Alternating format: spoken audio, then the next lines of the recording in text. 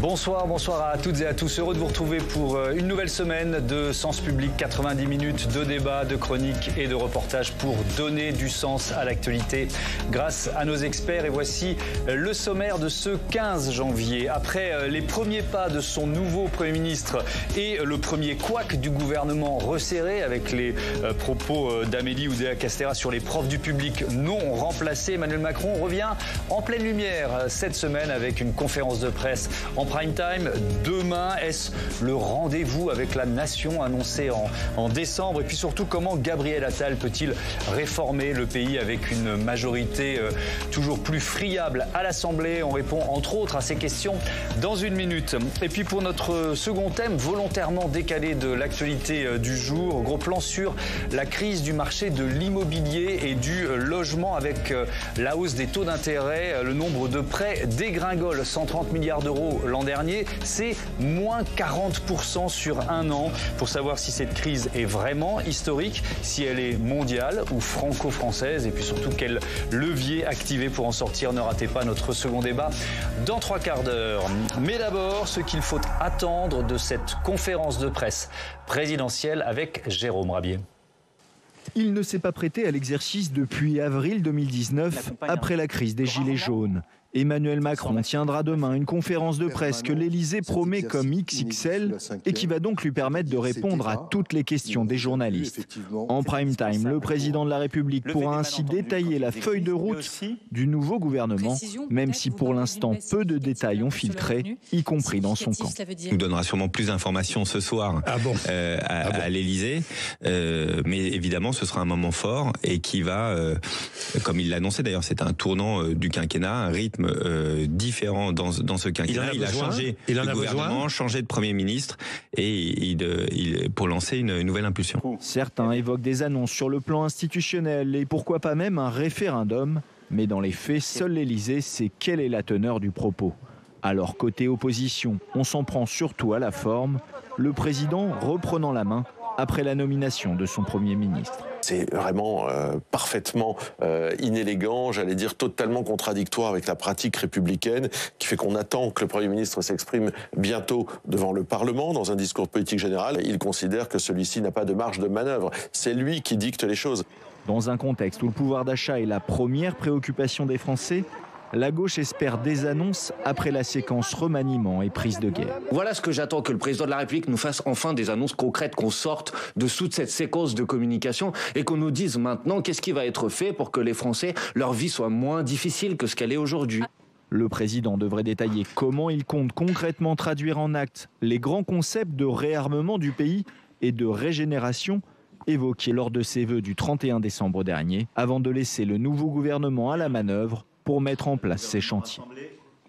La conférence de presse d'Emmanuel Macron, le couac Oudéa-Castéra, mais aussi la stratégie de Gabriel Attal pour éventuellement contourner le Parlement, l'Assemblée nationale. Beaucoup de thèmes à aborder avec Frédéric Dabi, bonsoir. Bonsoir. Bienvenue, le directeur général de l'IFOP. Lucille Schmitt, bonsoir et bienvenue. Bonsoir. Vice-présidente du Cercle de réflexion de la Fabrique écologique et auteur de ce livre Emmanuel Macron à contretemps paru aux éditions Bayard. Jean-Sébastien Ferjou, bonsoir et bienvenue, le fondateur et le directeur d'Atlantico. Mathieu Croissando, bonsoir Mathieu. Bonsoir. Bienvenue, éditorialiste politique. Frédéric Dabi, je commence avec vous. Vous avez entendu Emmanuel Bompard, est-ce qu'on peut espérer ou attendre des annonces de la part du président de la République? Est-ce que c'est le lieu pour le faire? Oui, ça peut être le lieu, une conférence de presse. Il a peu usé de ce moyen de contact avec les Français par l'intermédiation des journalistes. Ce n'est pas un président qui, comme Charles de Gaulle ou Georges Pompidou, a usé, ou même François Mitterrand, a usé de nombreuses conférences de presse. Il avait annoncé le 31 décembre, si on reprend son verbatim exact, plus de résultats, plus d'efficacité, plus de détermination. Et j'aurai l'occasion dans les prochaines semaines de vous dire comment, je le dis un peu mal, mais comment mettre en œuvre ces différents défis. Il y a eu un premier étage de la fusée avec ce remaniement et cette nomination d'un jeune Premier ministre qui a créé, on va dire, un petit effet dans l'opinion publique, mais ce n'est pas suffisant. Effectivement, il faut des annonces. Il faut pour le président sortir de cette annus horribilis qui est l'année 2023. Il a peut-être réussi avec un changement de gouvernement, mais on sait très bien que les Français ne sont pas sur une logique de casting, ils sont sur une logique de résultat. Le pouvoir d'achat, c'est en effet une des premières préoccupations des Français. Je corrige un petit peu, derrière la question de la santé, et quasiment au même niveau que la question sécuritaire. c'est vrai aussi, et j'ai entendu ce qui a été dit, que ça rappelle un petit peu ce qui s'était passé en 2017, où Emmanuel Macron avait coupé l'herbe sous le pied de son Premier ministre. Et ça de son discours de politique générale. Ne dites pas tout de la première réponse, mais bon, s'il n'y a pas de souci, parce qu'évidemment, on y reviendra. En tout cas, des annonces, les Français attendent, parce que la parole présidentielle n'est pas complètement démonétisée. Beaucoup de Français ont parlé de ses vœux, et il y a peut-être une attente qui monte. Lucile Schmitt, votre avis là-dessus, qu'est-ce que vous en attendez? Et puis peut-être aussi sur la forme, quoi. C'est un exercice, en général, il n'est pas trop mauvais, Emmanuel Macron, dans ce genre d'exercice. Oui, moi je pense, comme le dit Frédéric Dabi, il y a sans doute une attente par rapport à la parole d'Emmanuel Macron, mais par ailleurs, il y a un paradoxe qui est qu'on a l'impression qu'elle est surabondante. Donc il y a une attente et il y a le fait qu'elle est surabondante et qu'on attend toujours quelque chose qui ne se passe pas. Et je pense qu'un des risques par rapport à la nomination de Gabriel Attal et à la première salve de nomination gouvernementale, c'est qu'en accumulant les coups la semaine dernière, c'est-à-dire un jeune Premier ministre et ensuite un gouvernement resserré dans lequel il y avait Rachida Dati en tête de gondole, et puis ensuite Amélie Oudéa-Castéra qui fait cette espèce d'erreur de parcours immédiate avec la question de l'enseignement privé. Donc on a l'impression qu'il y a eu une accumulation de coups de théâtre, et le problème c'est que les coups de théâtre successifs peuvent tuer justement l'attention qu'on porte à ce que fait le président de la République. Moi je pense qu'il devrait expliquer peut-être des choses concrètes, mais surtout comment est-ce qu'il travaille avec les autres. Je ne sais pas comment est-ce qu'il va le dire, mais je pense que, par exemple, nous expliquer que Gabriel Attal est une sorte de clone d'Emmanuel Macron, mais en quelque sorte aussi pour être son robot, c'est-à-dire on sait bien que ce n'est pas lui qui a nommé son gouvernement, par exemple. Comment est-ce qu'il va expliquer... Ça, en tout cas, c'est le discours très critique vis-à-vis d'Emmanuel Macron. Moi, il me semble qu'en tout cas, Gabriel Attal l'a reconnu lui-même, il ne savait pas que Rachida Dati serait au gouvernement, et qu'il y a quelque chose autour de l'idée de comment est-ce que ça va travailler ensemble et comment est-ce que le travail collectif va pouvoir avoir lieu. Ça, c'est une vraie question. Et Jean-Sébastien Ferjou, effectivement, on a un peu le sentiment qu'Emmanuel Macron n'a pas voulu laisser la pleine lumière trop longtemps à son Premier ministre. Est-ce qu'il y a de ça pour vous ? Oui, bien sûr, mais pour reprendre l'expression du titre de votre livre, cette conférence de presse me paraît à contre-temps, précisément parce que Frédéric Dabi y faisait référence, il doit y avoir la déclaration de politique générale du Premier ministre. Alors, avec ou sans vote de confiance, c'est encore un autre point, mais ça n'empêche pas, et vous l'avez dit, il l'avait fait aussi pour Édouard Philippe. Alors, quand il y a une majorité absolue à l'Assemblée nationale, personne ne doute que le président de la République soit le chef et de la majorité présidentielle et de facto de la majorité parlementaire depuis l'invention du quinquennat. Mais quand on est dans une majorité relative, moi je pense que l'équilibre des institutions change, et c'est ce qu'Emmanuel Macron ne semble pas avoir compris. Il se comporte comme si il avait une majorité absolue, comme si tout procédait de lui. Probablement, vous parliez de sa manière de travailler avec les autres, il n'y a pas que des éléments politiques, il y a aussi des éléments presque d'ordre psychologique en quelque sorte. Il semble considérer que si lui ne le fait pas, alors c'était un travers qu'ont pu partager certains de ses prédécesseurs, de penser que si c'est pas eux qui le font, rien ne se fait, et que tous les autres sont des nazes. Sauf qu'on a envie de lui demander, mais quand même, qui est le sélectionneur ? Qui est le sélectionneur ? Parce que ça fait quand même 7 ans qu'il est président de la République. On est dans la 2e année ou même bientôt la 3e de son 2e mandat. Qui est le sélectionneur ? Qui a choisi ce mode de fonctionnement-là et qui a choisi ces gouvernements-là ? Et les images, vous voyez, celles que vous diffusez dans votre sujet, moi ça me fait de plus en plus penser à une espèce de monarchie inversée. Vous avez un Premier ministre qui rend visite dans le pays, qui fait des bonjours aux gens, il est acclamé, et voilà, ça évoque le prince et la princesse de Galles, et puis Emmanuel Macron se comporte comme si lui était le locataire de Downing Street. On va parler de ce rendez-vous avec la nation, parce qu'il y a quand même ces termes qui avaient été employés par le chef de l'État.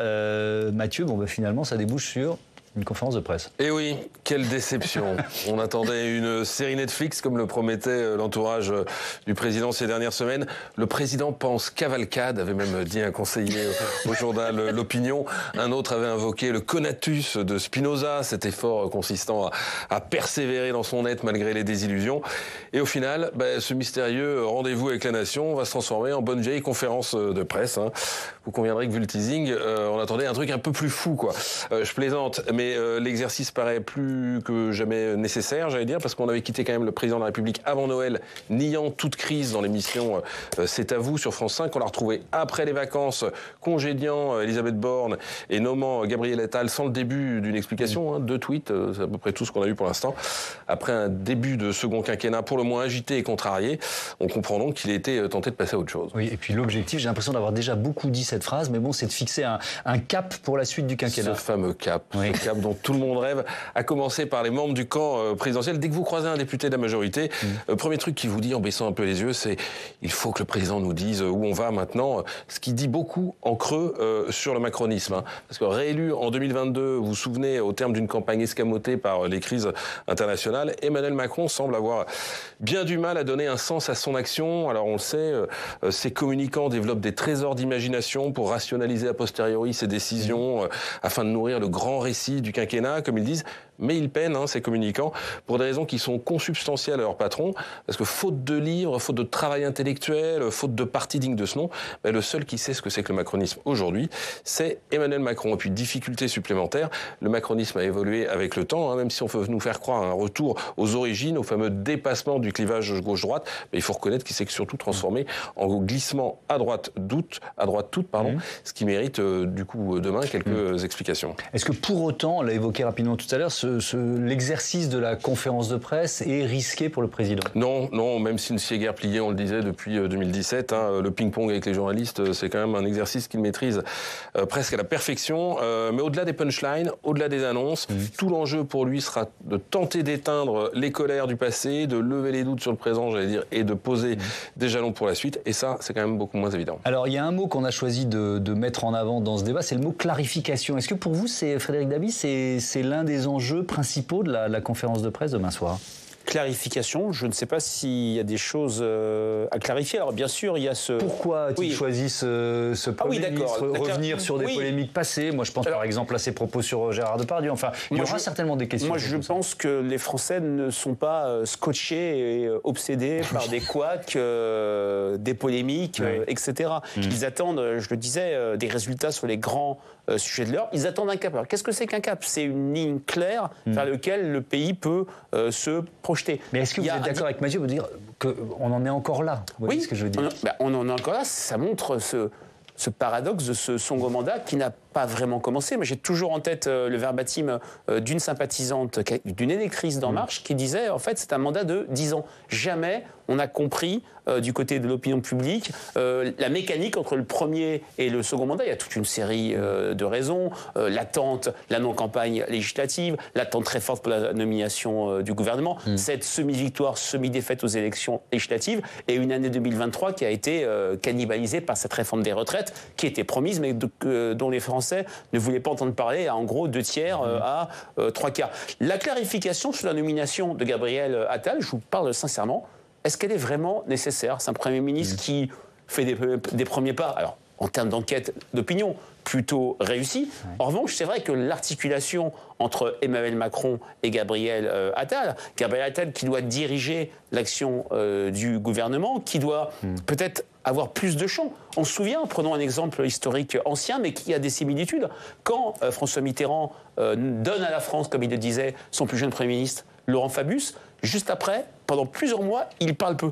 Il parle même très peu. Il est sur la dimension internationale. Il prépare, alors c'est une autre époque bien sûr, sur la réseaux sociaux, sa grande émission avec Yves Mourouzi qui avait lieu à la rentrée 85. Et il a laissé le Premier ministre de l'époque se déployer. Est-ce que Emmanuel Macron va laisser Gabriel Attal se déployer davantage? Est-ce qu'il va le laisser aussi, il va laisser des ministres de son gouvernement bypasser ou passer au-dessus de Gabriel Attal pour des grandes décisions? Ça, il y a peut-être une clarification qu'il ne pourra pas exprimer ouvertement, mais ça va pas être avec non, ça sera pas dit. En 2 heures de temps. Absolument pas, mais avec le temps, ça sera vu. Jean-Sébastien?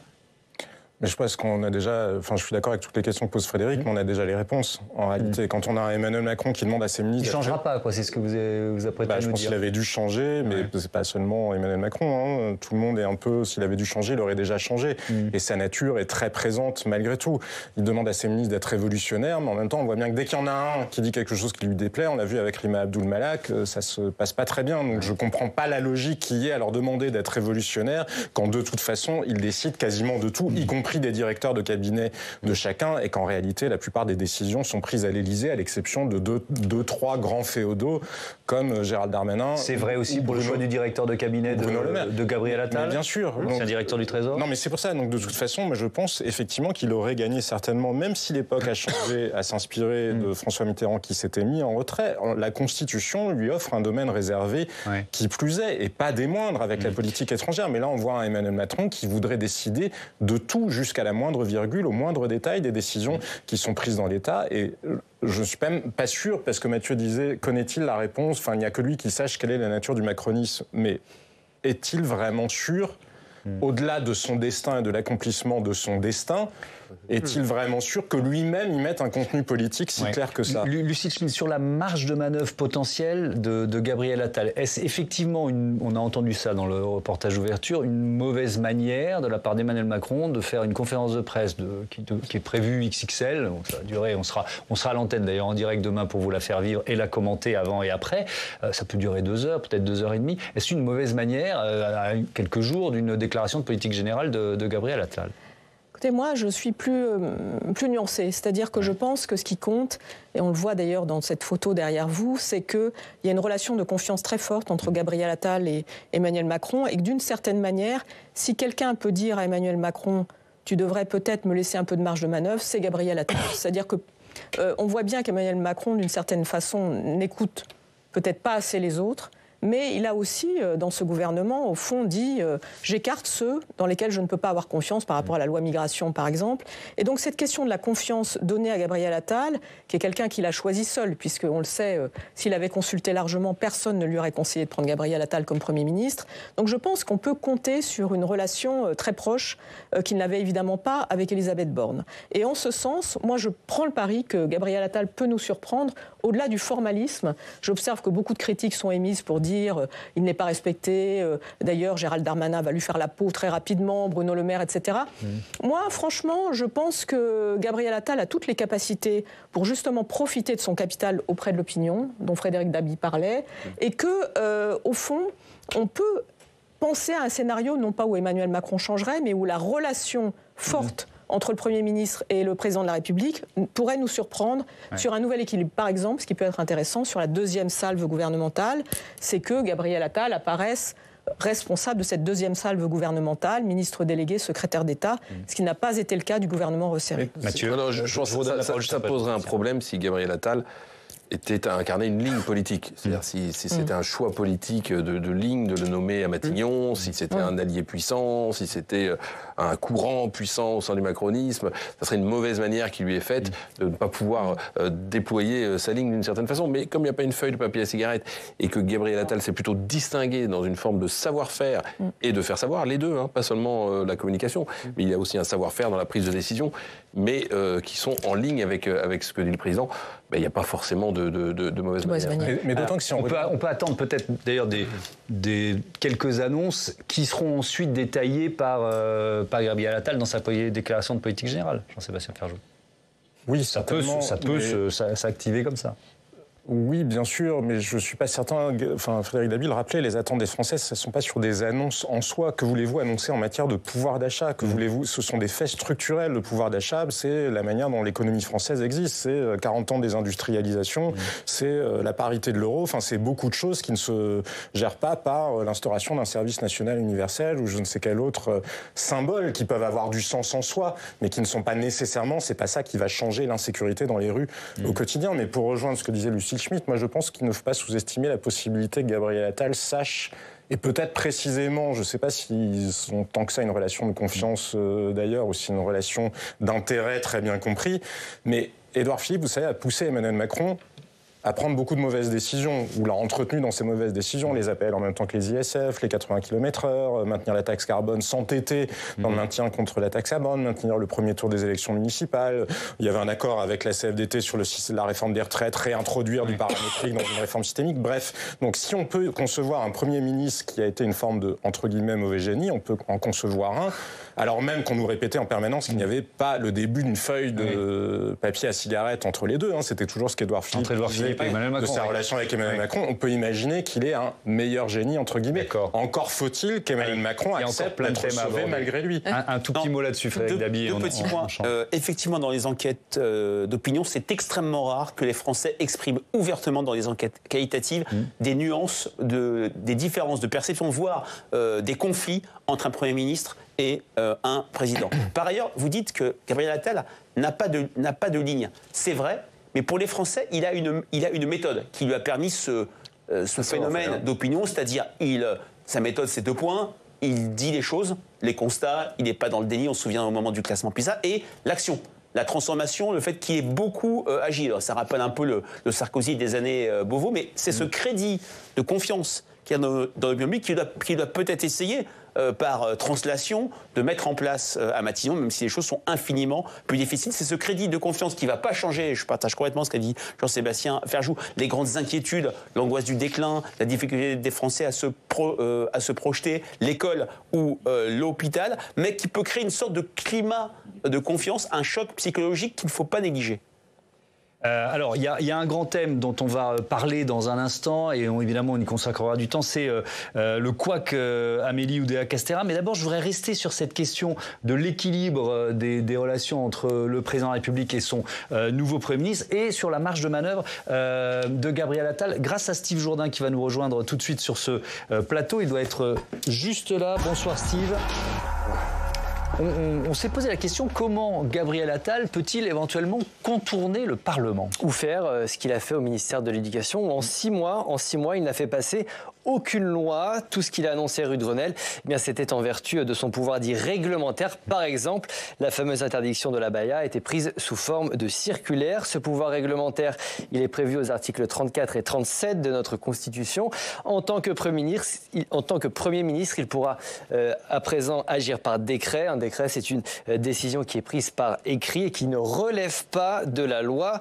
Ça ne concerne que certains domaines. Par exemple, il sera impossible pour Gabriel Attal de prendre des décrets pour modifier la date des élections, ou encore de légiférer en matière de préservation de l'environnement, ou encore de réformer notre droit du travail. Avec une limite. Oui, un décret ne peut jamais contredire une loi. Seule une loi peut modifier une loi. Il y a une raison politique à ces limites. La loi, c'est la norme suprême de notre hiérarchie juridique. Elle est votée par les élus de la nation, contrairement aux ministres qui sont simplement nommés. Et donc, si je vous entends, Gabriel Attal va pouvoir éternellement multiplier les décrets. Il devra sans doute passer par la case Parlement, il devra faire de la politique. Et puis depuis Elisabeth Borne, la donne n'a pas vraiment changé. Le Premier ministre ne dispose pas de majorité absolue à l'Assemblée nationale. Il va donc falloir tenter de composer, de faire des deals, de passer des compromis. Le groupe politique qui devrait à nouveau être sollicité par Gabriel Attal, c'est le groupe LR, le fameux groupe LR et ses 62 députés. Un accord de coalition n'est toujours pas à l'ordre du jour, mais on imagine bien que comme Elisabeth Borne, il va tenter de convaincre ses élus de droite de voter sur certains textes au cas par cas. S'il n'y parvient pas, bien, il pourra toujours leur tordre un petit peu le bras en utilisant les outils que les Français connaissent désormais très bien. Thomas, l'article 49.3 de la Constitution qui permet d'adopter un texte sans vote, l'article 44 alinéa 3 qui permet d'un vote sur le texte choisi par le gouvernement à l'exclusion de tous les amendements retenus par le Parlement. Ça s'appelle la procédure du vote bloqué, ou encore le temps législatif programmé qui permet de fixer en amont le temps d'examen d'un texte en séance. Autant d'outils législatifs qui font depuis quelques mois, depuis Elisabeth Borne, partie du quotidien des Français. Merci beaucoup Steve Jourdain pour toutes ces explications. Lucille Schmitt, il y a ce soir à l'Élysée, vers 19h30, Emmanuel Macron qui reçoit les parlementaires de sa majorité. Est-ce qu'il n'est pas là déjà le premier enjeu ? Parce qu'elle a été en partie secouée par la loi immigration, cette majorité. Oui, exactement. Et puis on sait qu'elle a été secouée. On se rappelle de l'image de Sacha Houlié, le président de la commission des lois, qui n'a pas voté cette loi. On se rappelle du président du groupe MoDem qui s'est abstenu Donc on a vu que la majorité s'est secouée et on a vu qu'elle était aussi assez secouée par ce gouvernement resserré, c'est-à-dire que par exemple le MoDem, le partenaire privilégié, je rappelle que François Bayrou est régulièrement sollicité par Emmanuel Macron pour lui demander des conseils, le MoDem a fait part de son trouble par rapport à ce gouvernement resserré. Et je voudrais quand même rappeler une chose, c'est qu'aujourd'hui cette loi a été déférée au Conseil constitutionnel, donc par Emmanuel Macron et par l'opposition, et qu'on n'a pas encore le résultat de la décision du Conseil constitutionnel, mais qu'on sait déjà qu'elle réfutera sans doute une vingtaine d'articles, puisque et le président de la République et l'ancienne première ministre ont reconnu que ces articles n'étaient pas conformes à la Constitution. Donc on est dans une situation, on a une sorte de bombe à retardement autour de cette loi migration, sachant que du coup, que va dire le Rassemblement national? Il va dire, mais ça c'est une logique pour changer la Constitution, parce qu'au fond, ce que dit cette loi, c'est ce que veulent les Français sur la question migratoire, donc ça va remettre le Rassemblement national en selle. Il y a ce trouble au sein du MoDem, et puis il y a ce trouble, entre guillemets, de ce qu'on appelle l'aile gauche de la majorité présidentielle. Personnellement, je m'interroge sur ce que signifie cette aile gauche, si ce n'est ceux qui ont été sortis du gouvernement, à l'exception de la ministre des Universités. Donc, de plus en plus, une sorte de coquille vide. Elisabeth Borne était censée appartenir à une aile gauche également. Et au fond, que signifie appartenir à l'aile gauche de la Macronie? Que va devenir cette aile gauche de la Macronie? Il y a un vrai sujet là-dessus. Peut-il y avoir des scissions? Et voteront-ils tous les textes qui seront présentés au Parlement? Jean-Sébastien Ferjou, elle existe encore à l'Assemblée nationale, cette aile gauche? Oui, parce que les députés ne se sont pas toujours là. évaporés, et je ne crois pas que d'ailleurs ce qui s'est passé ces dernières semaines les ait beaucoup encouragés, ou les ait beaucoup rapprochés du cœur du macronisme finalement. Moi j'ai entendu Gabriel Attal au moment, et c'est là où on voit quand même qu'il y a une habileté chez lui qui dépasse peut-être une marge de manœuvre. Au moment de la transmission de pouvoir, il disait « Je n'oublierai jamais que je fais partie » ou que je n'oublierai jamais que je viens des rangs de cette majorité-là. Sous-entendu, pas comme d'autres ministres, peut-être Gérald Darmanin ou d'autres qui finalement, ou ministres venus de la droite, qui ne se sont jamais préoccupés des états d'âme, entre guillemets, de l'aile gauche de la majorité. Et il n'y a pas d'ailleurs que la fameuse aile gauche. Là, vous en parliez aussi, le MoDem, et il y a aussi Horizon. Alors ça peut être pour des raisons qui ne sont pas que des raisons politiques, parce que finalement, quelle est la vraie distinction entre les ailes droites et les ailes gauches? C'est un peu plus dans la posture, c'est un peu plus dans ce qu'on assume vis-à-vis de l'opinion que réellement sur du fond politique. Le vrai sujet, c'est celui que vous évoquez, qui ne va pas que remettre le Rassemblement national en scène, mais les Républicains aussi de facto, puisque c'était la logique idéologique qu'ils défendaient. Si vous voulez que les choses changent, il faut changer non pas l'état de droit, mais l'état du droit, ce que la Macronie ne souhaite pas faire. Et donc ces enjeux-là, ils restent présents.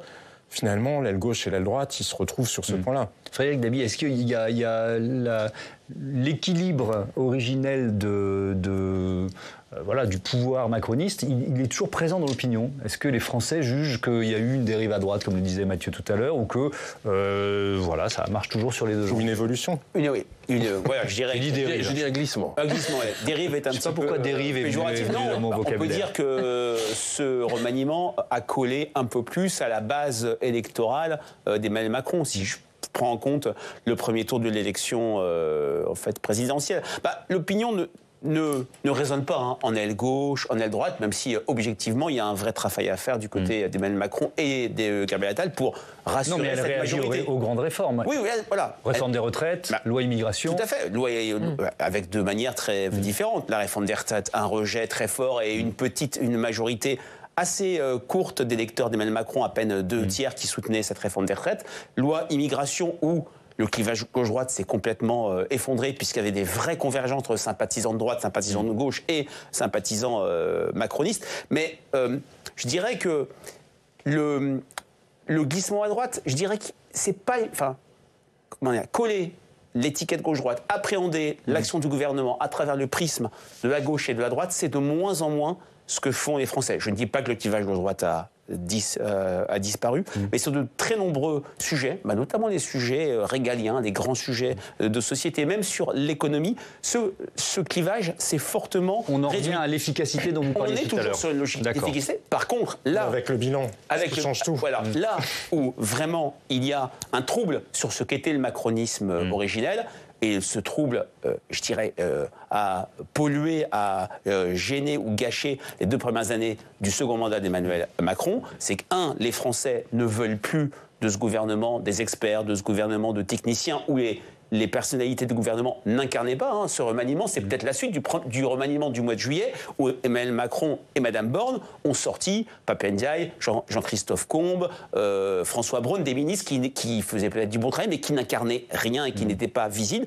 Et deuxièmement, le fameux « en même temps », c'est devenu pour les Français non pas on dépasse les clivages, on prend les solutions les plus efficaces de gauche et de droite, mais en même temps, c'est un signe d'hésitation, c'est un signe de tergiversation et c'est un signe d'inaction. Il ne faut pas oublier qu'Emmanuel Macron a fini l'année avec l'idée qu'il était inactif, que l'action de son action était vue comme une action vaine. C'était des critiques qui ne lui avaient jamais été adressées depuis 2017. Alors, et puis juste un mot, mais finalement, oui, sur la méthode, c'est ce que je disais, il y a quand même le bilan, c'est-à-dire la prétention à l'efficacité, elle se heurte quand même au bilan, et je pense que le dépassement n'était jamais que McKinsey gouvernera mieux que des gens qui avaient pris la peine de se faire élire et qui connaissaient les Français. Est-ce que cette gouvernance-là a mieux marché? Je ne crois pas que ce soit l'impression qu'on a gardé les Français. Alors, les premiers pas de ce nouveau gouvernement Attal, évidemment freiné par un boulet nommé Amélie Oudéa-Castéra, la nouvelle ministre de l'Éducation nationale, de la jeunesse, des sports et des Jeux olympiques et paralympiques, a justifié, vous le savez, le choix de placer ses enfants dans une école privée par les absences répétées des professeurs dans le public. Ce matin encore, elle tentait d'éteindre l'incendie. Je ne veux pas aller plus avant sur le terrain de la vie personnelle et de la vie privée. Il y a eu des attaques auxquelles j'ai essayé de répondre avec le plus de sincérité possible et je pense qu'il faut clore ce chapitre-là des attaques personnelles et de la vie personnelle. Ce que je peux vous dire, et je m'arrêterai là, c'est que jamais mon mari et moi n'avons priorisé autre chose que le bien-être de notre enfant. Moi, je crois en l'école de la République. Je crois en l'école publique. Je crois qu'il faut tous que nous ayons beaucoup d'ambition pour elle. C'est ça que je vais dire ce matin. L'amertume, pour ne pas dire la colère, reste forte dans le discours des principaux syndicats de l'éducation nationale. On écoute le secrétaire général de la FSU. C'est justement à l'issue d'une rencontre avec la nouvelle ministre. Je ne sais pas si on a déjà démarré aussi mal une prise de fonction en tant que ministre de l'Éducation nationale. Le fossé qu'il y a entre le ministère et les agents du service public qui est déjà existant. Il y a une grande défiance vis-à-vis de l'institution. Il y a un manque de reconnaissance qui est quelque chose de structurel, de profond. Elle l'a aggravé, elle l'a confirmé et ce qu'elle nous dit ce matin n'est pas de nature à améliorer les choses. On lui a dit toute la difficulté qu'on aurait à discuter des sujets de fond avec cette ministre dans ce contexte-là, alors même qu'elle ne prend aucun engagement sur les dossiers prioritaires selon la profession, qui donnerait des gages justement d'une volonté d'aller de l'avant et de faire autrement, à savoir les salaires, les conditions de travail. Ce ne sont pas les seuls sujets qui sont posés, mais ce sont des sujets prioritaires. Lucille Schmitt, est-ce qu'on touche déjà les limites d'un gouvernement resserré, des super-ministres multicasquettes? Je pense que si vous voulez, il y a toutes ces questions de casting, il faut que ce soit paritaire. Là, il y a eu tous les commentaires aussi sur le fait que c'était les hommes qui occupaient les postes les plus importants, les postes régaliens. Donc il fallait des femmes et le grand ministère, on le confie à Amélie Oudéa-Castéra et c'est elle qui fait un faux pas au bout de 48 heures. Et je voulais quand même dire une chose, sans rester trop longtemps sur ce cas, c'est qu'il faut quand même prendre l'habitude lorsqu'on est ministre de ne pas seulement parler de sa vie personnelle, c'est elle qui a parlé de sa vie personnelle, et de ses enfants. C'est-à-dire qu'on doit s'occuper des enfants de tout le monde. Donc le sujet, c'est au fond une discussion sur intérêt général, intérêt particulier, et au fond la capacité à tenir un discours politique. Ça montre que l'éducation nationale, on le sait, est un ministère compliqué. Ça montre d'ailleurs le talent qu'a pu avoir Gabriel Attal de passer entre les gouttes. Mais du coup, alors même que le Premier ministre est parti en disant « j'emmène avec moi la cause de l'éducation nationale », alors même qu'elle a un grand ministère dans lequel il y a aussi, comme vous le disiez, il y a la jeunesse, le sport, les Jeux olympiques, enfin ça fait quand même beaucoup, alors que l'éducation nationale est en difficulté. Moi je pense que c'était une mauvaise idée de faire ce grand ministère. On voit que ça a été quelque chose de pensé d'une manière... je vais dire, une stratégie de communication. Et au fond, la difficulté à laquelle on va se heurter sur l'éducation nationale, c'est que c'est un ministère où on n'a pas besoin de faire des lois, et ça a été dit et redit, vous l'avez démontré. Au fond, Gabriel Attal peut gouverner sans faire de loi dans la période qui vient, mais il a devant lui des dossiers politiques, gagner les européennes, en tout cas faire en sorte de limiter les dégâts, et puis il y a ce sujet d'emmener avec lui l'éducation nationale qui déjà est fragilisée. Donc on voit que ce qui se passe, ce sont plutôt des faux pas qui tiennent, je trouve, à l'accumulation des coûts, comme je le disais tout à l'heure. C'est-à-dire que c'est bien de nommer Gabriel Attal Premier ministre, c'est un coût. Mais ensuite, quand on veut faire trop de coûts à la fois, on ne réfléchit pas suffisamment à la profondeur des dossiers et il y a un enjeu, comme ça a été rappelé à plusieurs reprises, sur l'attente de résultats, de contenu. Alors, l'économie française ne va pas se redresser à cause de Gabriel Attal, je voudrais quand même le dire. Je pense qu'elle se redressera parce que les entrepreneurs, la croissance, l'Europe, etc. Mais en tout cas, sur des sujets régaliens, il est clair qu'on attend sur l'éducation nationale particulièrement des résultats parce que il a pour lui le bénéfice du doute. Il est resté 6 mois et ça s'est bien passé, mais tout le monde sait qu'il a très bien communiqué en 6 mois, mais qu'il n'a pas pu faire grand-chose. Ouais. Et alors, bon, évidemment, les journalistes font leur travail, ils enquêtent sur les déclarations d'Amélie Oudéa-Castéra. Nos confrères de Libération sont allés chercher l'ancienne institutrice d'un de ses enfants, qui, on va dire, a une version un peu différente de celle de la nouvelle ministre. Comment elle peut sortir d'une telle spirale négative, d'après vous, Jean-Sébastien Ferjou? Est-ce que c'est encore possible? Je ne sais pas, je pense que c'est une sorte d'accident industriel parce qu'elle s'y prend très mal à mon sens. Oui, bien sûr, c'est une bourde. Après, elle répondait à une question. Ce n'est pas d'elle-même qu'elle éprouvait le besoin de parler de la scolarité de ses enfants. Et une question qui était assez pernicieuse parce que c'était pas seulement vos enfants sont scolarisés dans le privé, c'est qu'ils sont scolarisés dans cet établissement-là dont on sait que la ligne éducative ou idéologique qui s'y déploie est très conservatrice. Donc en creux, c'était lui dire... Je vous interromps juste une minute pour dire que c'est une question classique. Je suis d'accord avec vous, mais l'éducation nationale. Non, mais je suis absolument d'accord avec vous. Il est invraisemblable qu'elle n'ait pas été préparée à cette question-là. C'est en ça que je vous dis c'est un accident industriel parce que de deux choses l'une. Soit vous êtes dans la transgression, vous assumez la transgression. Mais tout à l'heure, Frédéric Dabi nous disait on attendait Gabriel Attal sur le parler vrai.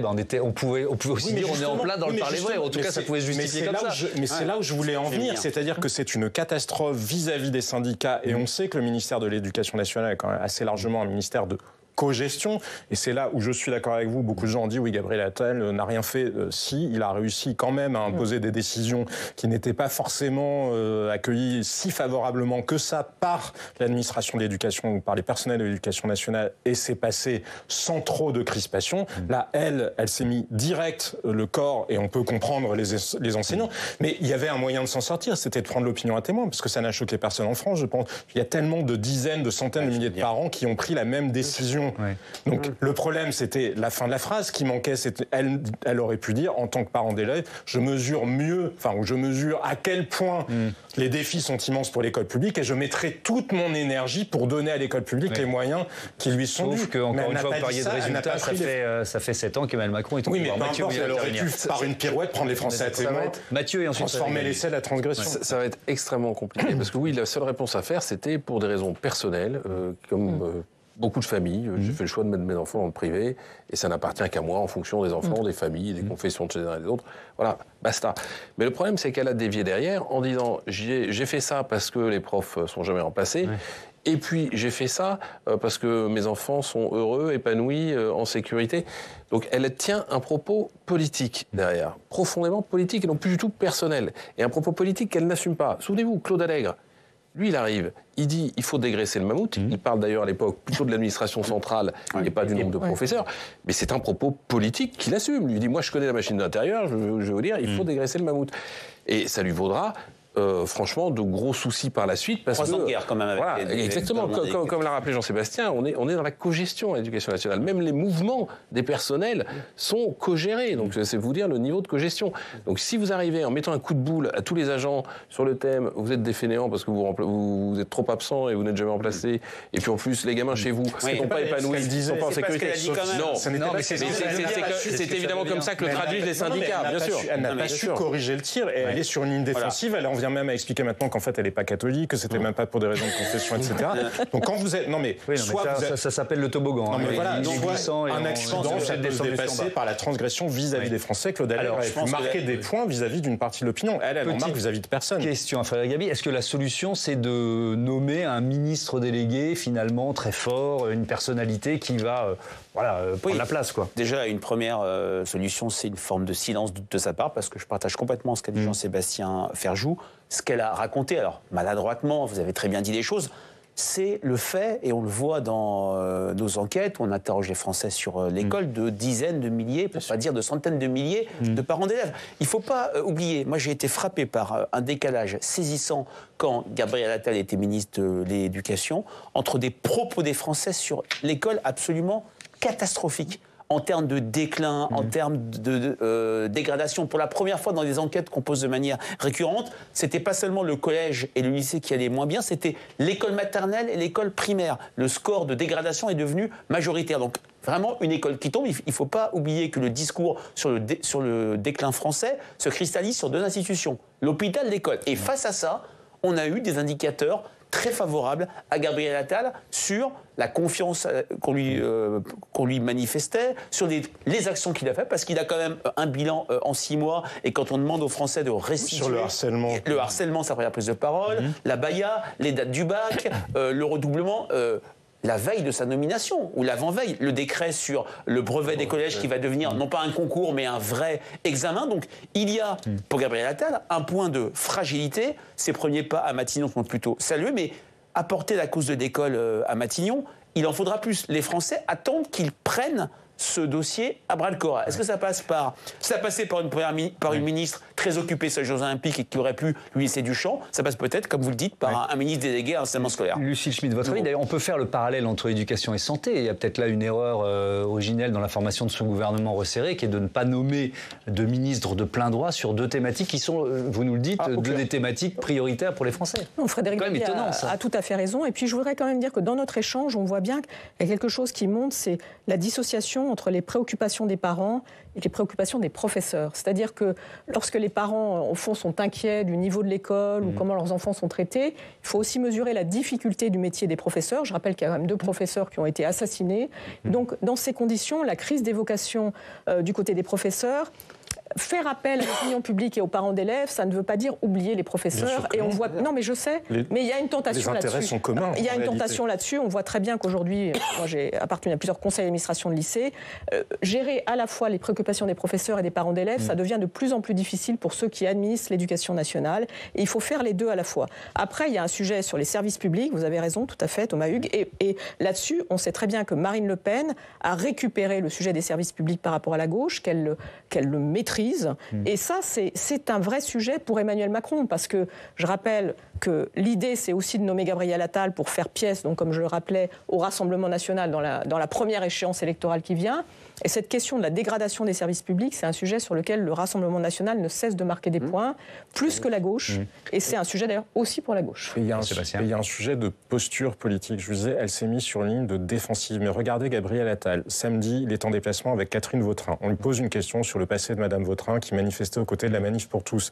Il ne s'est pas troublé, il n'a pas cédé à l'intimidation idéologique, il n'a pas perdu ses moyens, il ne s'est pas mis à s'excuser, il a juste assumé, circulé, il n'y a rien à voir. Et finalement, la polémique... alors peut-être qu'elle intéressait d'ailleurs plus grand monde, parce que ça renvoyait... Mais non, mais c'est loin d'être anodin. Non, mais je dis pas que c'est anodin, mais il y a un dernier thème dont j'aurais parlé. Attal au ministère de l'Éducation nationale, c'était ça. Et c'est ça qui permet de résister au Rassemblement national, justement. C'est de dire la perception qu'ont les Français ne doit pas être prise en otage par certains acteurs très idéologisés qui détournent le débat public finalement. Il nous reste deux minutes et je voudrais quand même qu'on parle de cette annonce faite par Gérald Darmanin dans une interview, dans un article du Figaro. Il dit grosso modo sa mission Place Beauvau, elle sera terminée après les Jeux Olympiques, après les JO. Un cycle au ministère de l'Intérieur sera atteint. Frédéric Dabi, c'est quand même un petit défi à l'autorité de Gabriel Attal. On peut expliquer ça comme ça.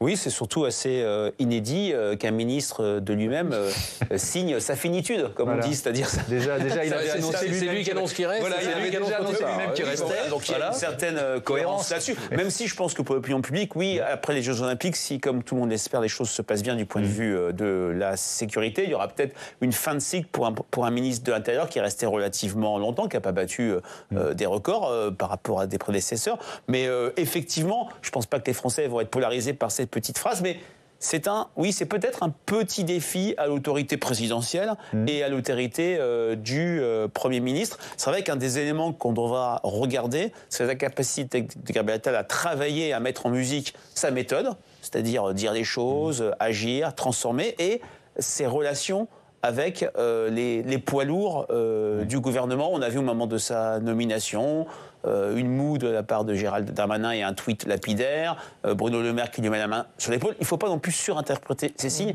et j'ai envie de dire, beaucoup de Français s'en moquent éperdument. Il faut vraiment dire ça, mais c'est effectivement, de lui-même, c'est une manière aussi de se mettre une pression et réussir. J'ai envie d'être optimiste.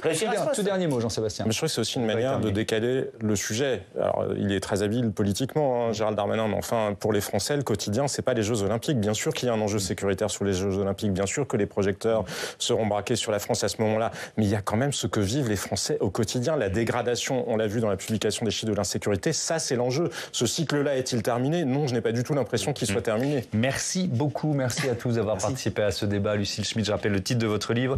Emmanuel Macron à contretemps, livre qui est publié aux éditions Bayard. À bientôt sur Public Sénat.